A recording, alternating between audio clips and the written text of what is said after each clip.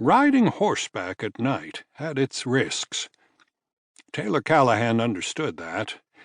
The odds, he remembered a thing or two about such things from his wilder years when he saw nothing sinful about wagering on anything, likely favored a stagecoach over a man on horse, even with a shining moon. A stagecoach, after all, had headlamps. A stagecoach would not likely be startled by a rattlesnake or a pronghorn, and most stagecoach drivers did not whip 6 mules into running at a hard gallop over not much of a road up and down a steep hill. Thank the Major General in the heavens.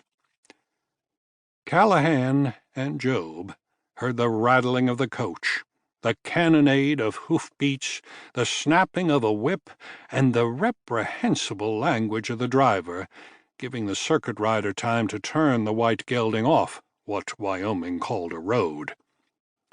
Neither horse nor rider expected the lead and trailing mules to leap into view on the crest of the hill. The stagecoach went airborne.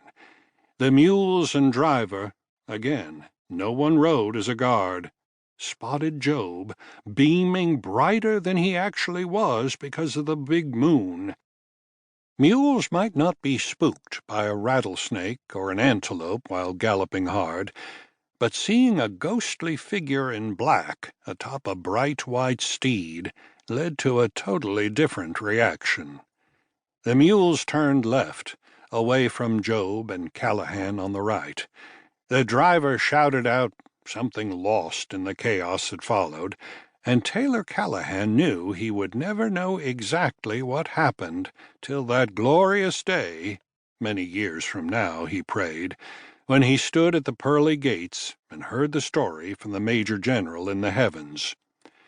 The mules and driver were not the only ones spooked. Job started bucking. The top of the stirrups caught Callahan's boots when the gelding kicked out his back legs, right before the seat of the saddle caught the Missourian's crotch when the horse's legs touched ground. Those moves repeated themselves for 4 or 5 or 50 more jumps.